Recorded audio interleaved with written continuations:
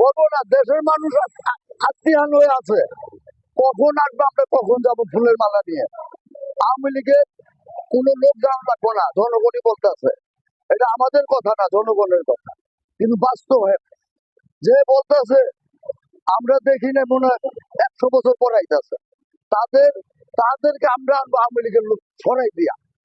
বাংলার জনগণ কিরকম তার উপরে আকুল হয়ে আছে, কিন্তু বোঝা বড় মুশকিল।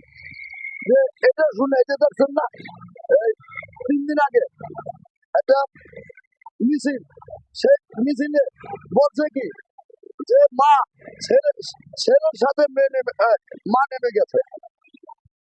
তা বোঝায় কি জনগণ নেমে গেছে। জনগণ আর আস্থা হয়ে থাকবে না, জনগণকে কেউ রেখে দেওয়া লাগে না। তারা নিজের দিকেই ভালোবাসায়, আকুল ভালোবাসায় তারা নেমে গেছে। আর আরেকটা কথা কি, আজকে দেখেন পার্টি অফিস সামনে এখনো ওই সন্ত্রাসী বাহিনীরা এখনো তোলপাড় করছে। আমি বলতে চাই, আগামীতে এই কিছুদিনের ভিতরে পালিয়ে যা, না পালানোর জায়গা পাবি না, পালানোর জায়গা পাবি না। বাংলার মূর্তি বমে আসছে, বাংলার ইতিহাসে পাতা হয়ে থাকবে। তোমরা যে কাণ্ড এখনো করতেছো, একজনে যে মোবাইলে ছবি উঠাইবে, তাদেরকে নিয়ে যা পায় লগে সবকিছু মত সৃষ্টি করে সব নিয়ে যাওয়া হচ্ছে। আমরা বলতে চাই, মাননীয় প্রধানমন্ত্রীকে এদিকে আপনারা শাসন করেন।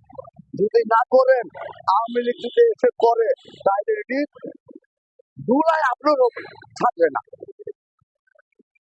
মত সৃষ্টি করার চেষ্টা করবেন না, এখনো সময় আছে। পার্টি অফিস ছেড়ে 40 কদম দূরে যেতে বলেন। পার্টি অফিসের সামনে আদান কোনা যাতে ওদেরকে না দেখা হয়।